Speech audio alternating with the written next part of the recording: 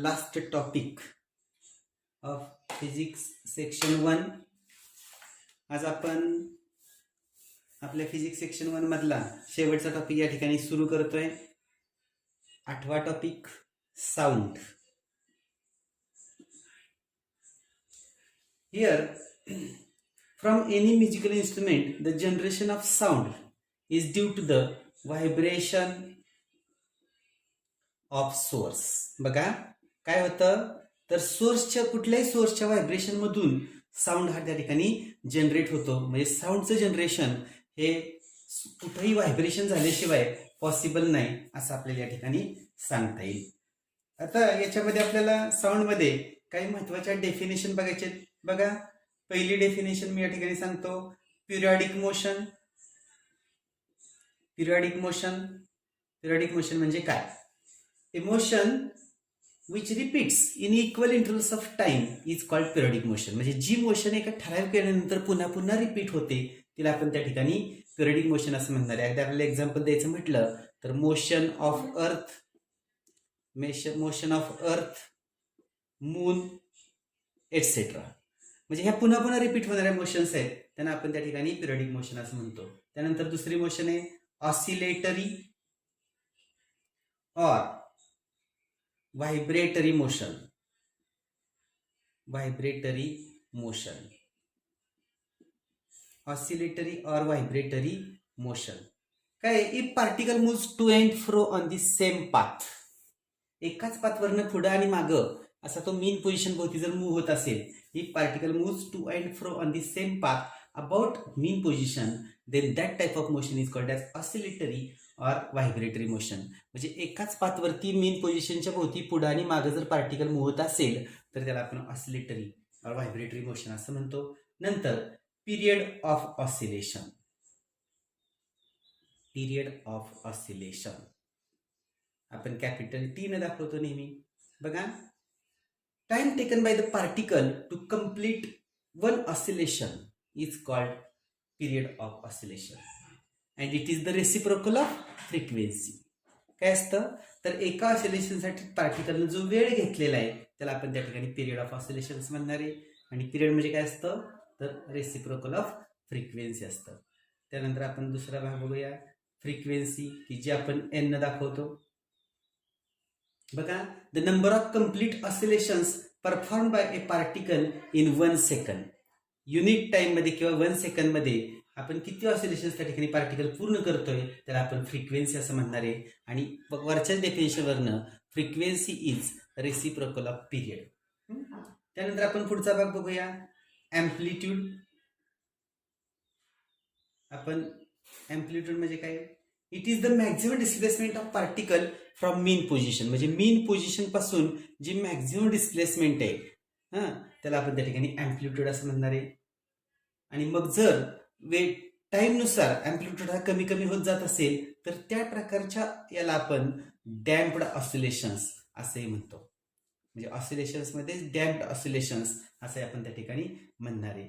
त्यानंतर आपल्याला पुढचा भाग बघायचा आहे. बघा या ठिकाणी वेव्हच्या बाबतीत आपल्याला पिरियड डिफाईन करायचा आहे. वेव्हच्या बाबतीत बघा it is the time required to form one wave.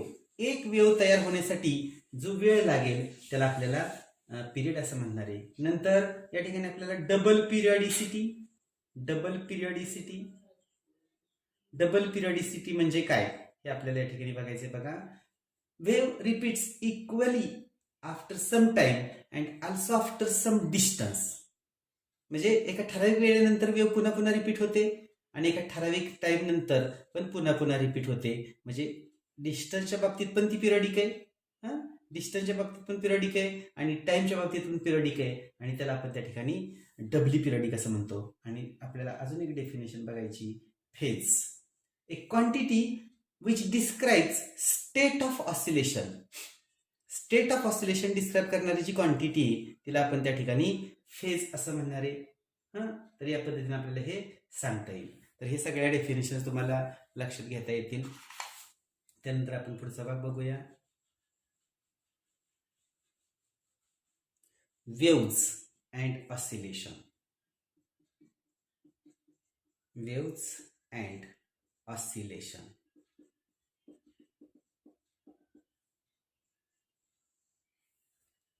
Wave is an oscillatory disturbance. Wave म्हणजे काय? Oscillatory disturbance traveling through a medium without changing form of that medium.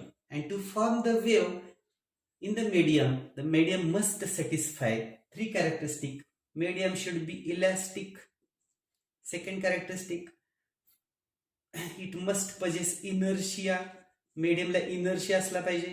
आणि तिसरी कॅरेक्टरिस्टिक सांगता येईल इथं frictional resistance. Frictional resistance is very small. Frictional resistance काय पाहिजे तिथं? खूप कमीत कमी पाहिजे. तर त्या आपल्याला काय सांगता येईल तिथं?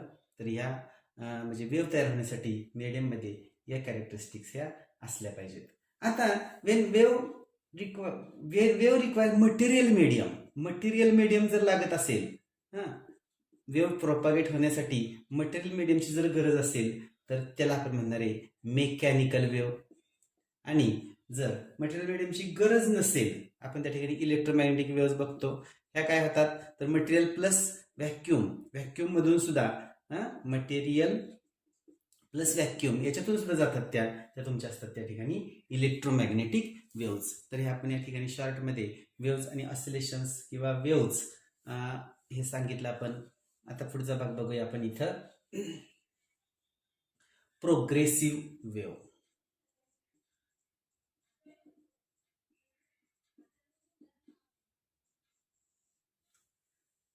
The wave which continuously travels in a given direction is called as progressive wave. आणि आपल्याला त्याचे कॅरेक्टरिस्टिक सांगता येतील बघा. All vibrating particles of medium have same amplitude. सगळ्या पार्टिकलसाठी अँप्लिट्यूड सेम असेल, नंतर पिरियड सेम असेल अँड फ्रिक्वेन्सी ऑल्सो सेम असेल. नंतर आपल्याला state of oscillation that is phase changes from particle to particle. Phase कसा होतो? Phase changes from particle to particle. प्रत्येक पार्टिकल टू पार्टिकल काय होतं? फेज हा चेंज होतो. तर हे आपल्याला प्रोग्रेसिव्ह साठी. आता याचे दोन टाइप्स आहेत बघा. टाइप्स काय आहेत आपल्याकडे या ठिकाणी? दोन टाइप्स. पहिला जो आहे त्याला आपण म्हणणार आहे लॉन्जिट्युडनल वेव्ह. तर इथं लॉन्जिट्युडनल म्हणजे the wave in which particles of medium vibrates parallel to direction of propagation. ही जर तुमची डायरेक्शन ऑफ प्रोपगेशन असेल आणि पार्टिकल त्याच दिशेने व्हायब्रेट होत असतील तर ती झाली लॉन्जिट्युडनल वेव्ह. आणि इथं काय होतं बघा? तर कॉम्प्रेशन्स रेरिफॅक्शन्स आणि कॉम्प्रेशन रेरिफॅक्शन असे अल्टरनेट तयार होतात. म्हणजे पार्टिकल जवळ आले की कॉम्प्रेशन, लांब गेले की रेरिफॅक्शन, परत जवळ आले की कॉम्प्रेशन, परत जवळ लांब गेले की रेरिफॅक्शन. आणि आपल्याला रेरिफॅक्शन यातलं डिस्टन्स लॅम्बडा असतं किंवा कॉम्प्रेशन यातलं पण डिस्टन्स या ठिकाणी लॅम्बडा असतं. तर हे आपल्याला लॉन्जिट्युडनल वेव्ह म्हणजे काय सांगता येईल इथं? Particles of the medium vibrates in a direction parallel to the direction of propagation. आणि दुसरी वेव्ह आपल्याला ठिकाणी सांगता येईल ट्रान्सव्हर्स वेव्ह. काय ट्रान्सव्हर्स वेव्ह? तर समजा ही आपली डायरेक्शन ऑफ प्रोपागेशन आहे आणि पार्टिकल जर असे व्हायब्रेट होत असतील, particles of the medium vibrates in a direction perpendicular to the direction of propagation. म्हणजे मला इथं असं वेव्ह दाखवायची म्हटलं तर या पद्धतीने दाखवता येईल. कॉन्केव्ह आणि कॉन्व्हेक्स पार्ट्स. याला आपण क्रस्ट म्हणणारे, याला ट्रप म्हणणारे, क्रस्ट म्हणणारे, ट्रप म्हणणारे, क्रस्ट म्हणणारे आणि हा ट्रप असणारे. आणि आता बघा हा लॅम्बडा असणार एका वेव्हची लांबी, किंवा दोन क्रस्ट मधलं डिस्टन्स म्हणजे पण लॅम्बडा, किंवा दोन ट्रप मधलं डिस्टन्स म्हणजे सुद्धा लॅम्बडा. तर हे आपल्याला दोन टाइप्स आहेत. तर या पद्धतीने आपण हे सांगितलं. आता आपल्याला याच्या काही कॅरेक्टरिस्टिक बघायचे. आपण वन बाय वन बघूया. बघा, मला कॅरेक्टरिस्टिक ऑफ लॉन्जिट्युडनल वेव्ह आणि सेम पॅरलली आपण कॅरेक्टरिस्टिक ऑफ ट्रान्सव्हर्स वेव्ह पण बघूया. Characteristic of transverse wave.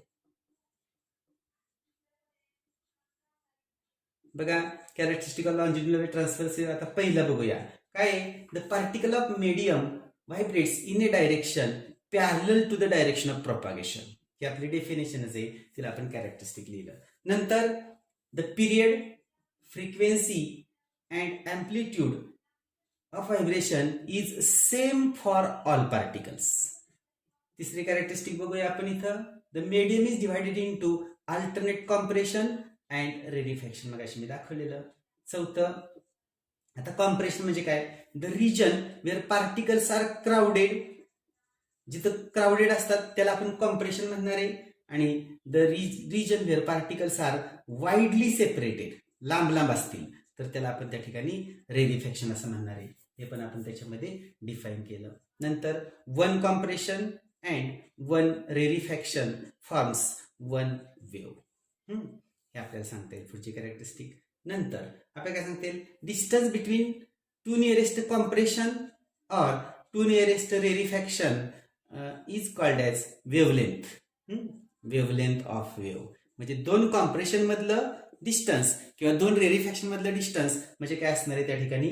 Wavelength असणार आहे. आणि मला अजून सांगता येईल बघा इथं, कॉम्प्रेशन रेरिफॅक्शन, कॉम्प्रेशन रेरिफॅक्शन, कॉम्प्रेशन रेरिफॅक्शन म्हणजे कॉम्प्रेशन आणि रेरिफॅक्शन आर अल्टरनेटली प्रोड्युस्ड, एकानंतर एक असं प्रोड्यूस होतं. तर हे आपल्याला कॅरेक्टरिस्टिक सांगता येतील. आपण आता इथं पहिली कॅरेक्टरिस्टिक बघूया. ट्रान्सव्हर्सला the particles of the medium vibrates in a direction perpendicular to the direction of propagation, म्हणजे पार्टिकल्स आपले काय होतात तर डायरेक्शन ऑफ प्रोपॅगेशनला परपेंडिक्युलर व्हायब्रेट होत असले तर ते आपले ट्रान्सव्हर्स वेव्ह असते. नंतर दुसरी कॅरेक्टरिस्टिक मात्र सेमच आहे बघा. Period, frequency and amplitude is same for all particles.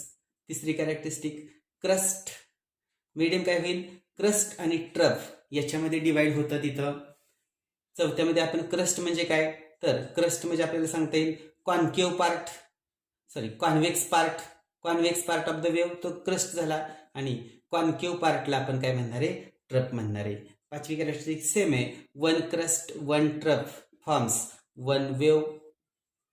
नंतर सहावी कॅरेक्टरिस्टिक क्रस्ट क्रस्ट मधलं डिस्टन्स किंवा ट्रफ ट्रफ मधलं डिस्टन्स हे काय असणार आहे तिथं? लॅम्बडा, की ज्याला आपण त्या ठिकाणी वेव्हलेंथ म्हणणार आहे. आणि सातवी कॅरेक्टरिस्टिक सेमच आहे बघा. Crest trough, crest trough, crest trough means the crest and trough are alternately produced. तर हे आपल्याला कॅरेक्टरिस्टिक या पद्धतीने तुम्ही त्या लक्षात ठेवा. तुम्ही पाठ केल्या तरी चालतील. तर हे आपल्या सगळ्या characteristic of longitudinal wave and transverse wave मी या ठिकाणी सांगितलेले आहेत. ठीक आहे, पुढच्या आर्टिकलकडे वळूया आपण आता. साऊंड ॲज ए लॉन्जिट्युडनल वेव्ह मोशन. साऊंड म्हणजे काय? Sound as A longitudinal wave motion. Sound as a longitudinal wave motion. When anything is set into vibration, then it produces sound waves or longitudinal waves. समजा मी आता tuning fork घेतला, हा tuning fork आपण motion मध्ये हे केला तर काय होईल? अशी वेव्ह तयार होईल. म्हणजे कधी कधी हा ट्युनिंग फॉर्क असा तुमचा जवळ येईल फ्रॉम्स, आणि इतर रेरिफॅक्शन तयार होईल. कधी कधी ट्युनिंग फॉर्कचे फ्रॉम्स असे लांब जातील आणि तेव्हा तिथं कॉम्प्रेशन तयार होईल. तर या पद्धतीने काय होतं? हा ट्युनिंग फॉर्क आपण जर व्हायब्रेशन मध्ये सेट केला तर त्या ठिकाणी काय होतं? मिनिमम डेन्सिटी, मॅक्झिमम डेन्सिटी अशा रिजन्स तयार होतात. आणि काय होतं तिथं तर तुम्हाला त्या ठिकाणी कॉम्प्रेशन आणि रेरिफॅक्शन असे तयार होतात. आता याचं मॅथमॅटिकल इक्वेशन कसं देता येईल बघा. YXT is equal to A sine KX minus omega T plus phi. हे तुमचं इक्वेशन, वेव्हचं इक्वेशन असणार आहे. एक्स आणि टी काय होतं तर एक्स हे तुम्हाला पोझिशन दाखवतं आणि स्मॉल टी हे तुम्हाला काय दाखवतं? टाइम दाखवतं. आणि ए इथं आपण स्मॉल ए जो येतो अँप्लिट्यूड असणार आहे. अँप्लिट्यूड ओमेगा ही तुमची अँग्युलर फ्रिक्वेन्सी असणार आहे. के हा तुमचा कॉन्स्टंट असणार आहे. आणि फाय हा तुमचा इनिशियल फेज असणार आहे. Initial phase. तर या पद्धतीने आपल्याला हे इक्वेशन तुम्ही डायरेक्ट हे पाठच करायचे, तुम्हाला ह्या पद्धतीने हे मांडता येईल. ठीक आहे, आपण पुढच्या भागाकडे वळूया. Relation between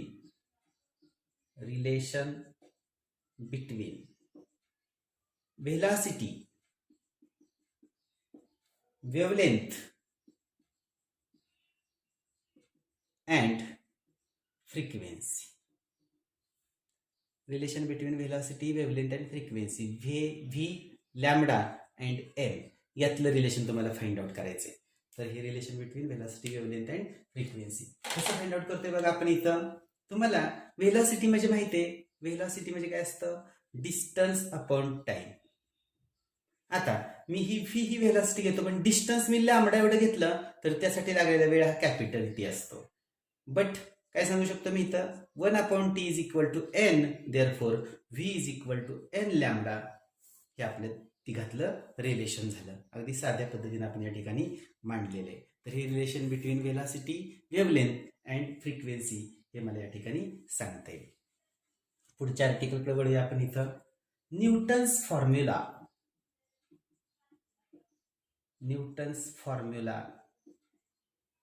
for velocity of sound.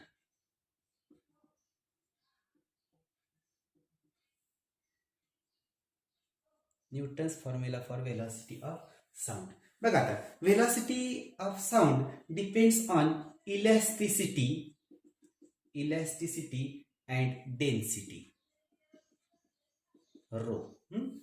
मग आता मला v कसं लागतंय बघा इथं, तर square root of e upon rho. ज्या ठिकाणी ई हा तुमचा ई काय आहे तिथं, तर मॉड्युलस ऑफ इलॅस्टिसिटी आणि रो ही आता मी सांगितलंच, तर ही डेन्सिटी ऑफ द मीडियम आहे. मग आता ई हे तुमचं काय आहे, तर आयसोथर्मल बल्क मॉड्युलस आहे. ई हा काय तुमचा आयसोथर्मल बल्क मॉड्युलस, म्हणजेच तो असणार आहे पी, की ज्याला आपण प्रेशर म्हणतो.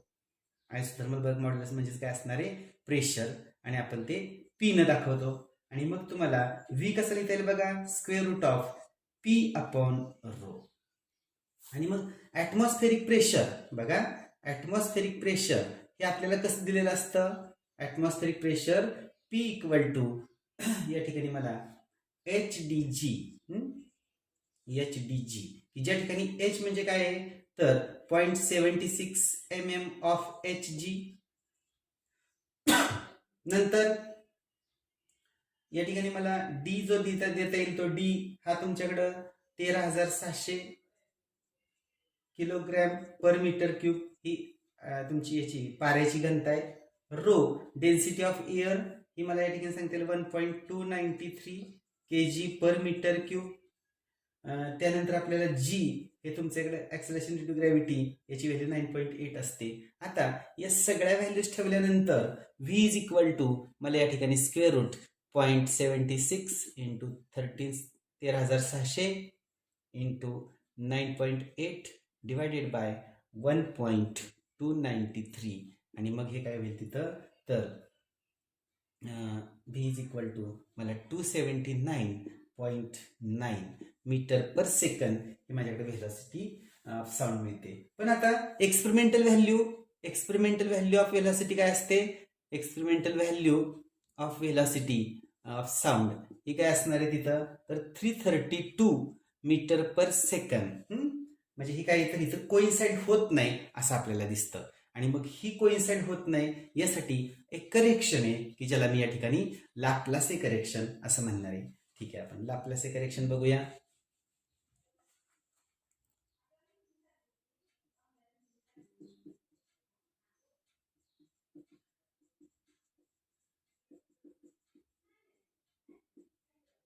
काय Laplace correction, according to Laplace compression and rarefaction in air not slow process but it is the fast process. आपण जे कॉम्प्रेशन अँड रेरिफॅक्शन म्हणत होतो ही स्लो प्रोसेस नाहीये, ती कशी आहे, फास्ट प्रोसेस आहे. And heat developed during compression or cooling during rarefaction is not have sufficient time. म्हणजे आपल्याला कॉम्प्रेशनच्या वेळी जी हीट डेव्हलप होईल किंवा रेरिफॅक्शनच्या वेळी जे कूलिंग होईल त्यासाठी सफिशियंट टाइम मिळत नाही. दस heat content remains same, heat content काय राहतो, सेम राहतो. So the elasticity is not isothermal. मग अशी आपण आयसोथर्मल इलॅस्टिसिटी म्हटलेलं, तर ही कशी आहे तुमची ॲडियाबॅटिक इलॅस्टिसिटी. आणि म्हणून त्या ठिकाणी ई ची व्हॅल्यू त्यांनी त्या ठिकाणी पी न वापरता गॅमा पी वापरलं. म्हणजे गॅमा कॉन्स्टंट आला, गॅमा म्हणजे काय, सीपी अपॉन सीव्ही, दोन स्पेसिफिकचा रेशो आहे. आणि म्हणून व्ही इज इक्वल टू आपण काय करू शकतो, गॅमा पी अपॉन रो. आणि गॅमाची व्हॅल्यू साधारणतः 1.41 असते. आणि मग मगाचे सगळे जर त्या ठिकाणी कॉन्स्टंट ठेवले तर हे जर आपलं काय होईल 1.4 into 0.76 HDG 13,600 then 9.8 and divided by rho आपल्याला त्या ठिकाणी 1.293 असं मिळणार आहे. आणि हे जर सोडवलं तर 332.3 मीटर पर सेकंद. आणि ही व्हॅल्यू आपली साधारणतः क्लोज येते. कोणाशी क्लोज येते तर आपल्या एक्सपेरिमेंटल व्हॅल्यूशी क्लोज येते. आता हे झालं व्हेलॉसिटीच्या बाबतीत. तर ह्या व्हेलॉसिटीवर परिणाम करणारे डिपेंड असणारे काही घटक आहेत तर ते आपण एक एक बघूया. तर पहिला घटक मी या ठिकाणी म्हणतो effect of pressure on V, velocity of sound. प्रेशरवर इफेक्ट काय होईल तर व्ही इक्वल टू तुम्हाला माहिती आहे square root of gamma P upon rho, but rho equal to M upon V. Therefore V is equal to square root of gamma P V upon M. हा V आहे तो व्हेलॉसिटीचा आहे आणि हा V आहे तो व्हॉल्यूम आहे. फरक लक्षात ठेवा. मग आता ऍट कॉन्स्टंट टी आपण बॉईसला बघितला P V equal to constant असतं, gamma and M also constant. म्हणजे टी जर कॉन्स्टंट असला तर तुम्हाला व्ही पण काय मिळणार आहे त्या ठिकाणी कॉन्स्टंट होणार आहे. म्हणजे त्या ठिकाणी आपल्याला काय सांगता येईल तर pressure P equal to M upon V. तर या पद्धतीने आपल्याला हे काय करता येईल तर तिथं प्रेशर कॉन्स्टंट असणार आहे. टेम्परेचर कॉन्स्टंट असलं प्रेशर कॉन्स्टंट, म्हणजे प्रेशर जर कॉन्स्टंट असलं तर तुम्हाला त्या ठिकाणी व्हेलॉसिटी पण कॉन्स्टंट आहे असं सांगता येईल. तर हा आपला effect of velocity on effect of pressure on velocity of sound हा भाग बघितला आपण. त्याच्यानंतर आपण पुढचा भाग बघूया effect of temperature on velocity of sound.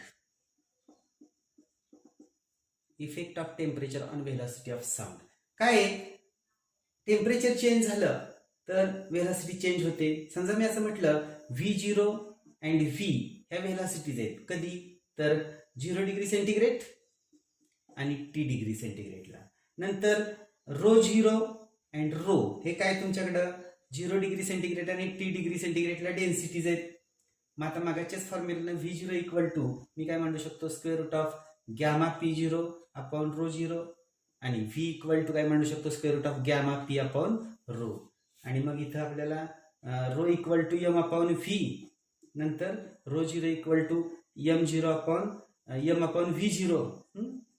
मग हे जर सगळं मांडलं तर V is equal to square root of gamma PV upon m आणि V0 equal to square root of gamma P0 V0 upon m.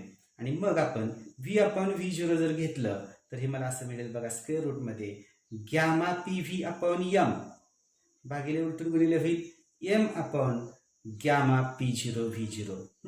हे m कॅन्सल होईल, gamma हे कॅन्सल होईल आणि मग तुम्हाला V अपॉन V0 हे काय मिळणार आहे square root of PV upon P0 V0. हा ही व्हेलॉसिटी आणि हा व्हॉल्यूम आहे हे लक्षात ठेवा. बट मला काय सांगता येईल PV इक्वल टू RT असतं आणि म्हणून V अपॉन V0 हे square root of T upon T0 असं तुम्हाला म्हणता येईल. आता म्हणजे व्हेलॉसिटी काय आहे तिथं तर इन्क्रीजेस विथ टेम्परेचर. आता T0 काय असणार आहे 273 केल्विन असणार आहे किंवा मला इथं म्हणता येईल बघा.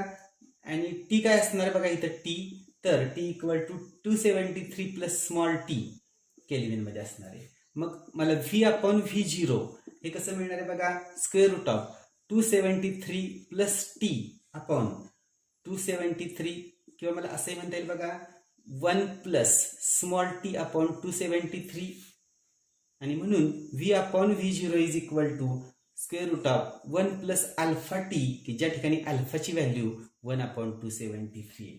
म्हणून काय म्हणू आपण तिथं V is equal to V0 1 plus alpha T raise to half.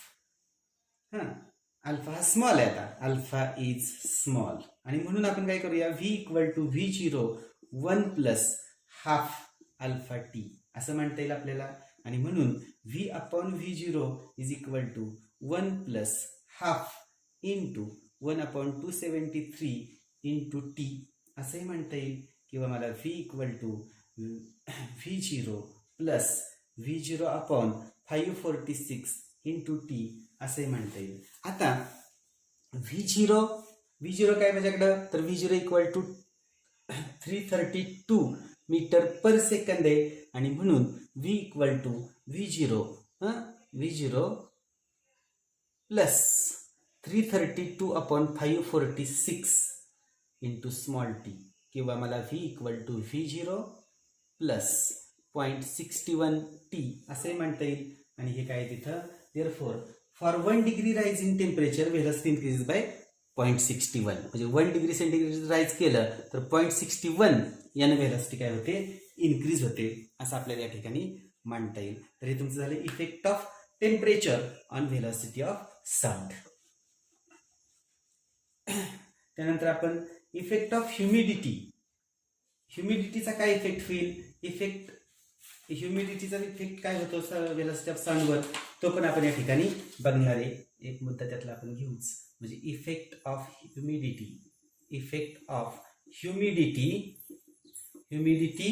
On velocity of sound. ह्युमिडिटीचा इफेक्ट व्हेलॉसिटीवर काय होईल हे आपल्याला या ठिकाणी बघायचंय. बघा, मी असं म्हटलं रोयम ही डेन्सिटी ऑफ मॉइस्ट एअर, आणि मी असं म्हटलं रोडी ही काय तुमच्याकडं, तर ड्राय एअरची डेन्सिटी ऑफ ड्राय एअर.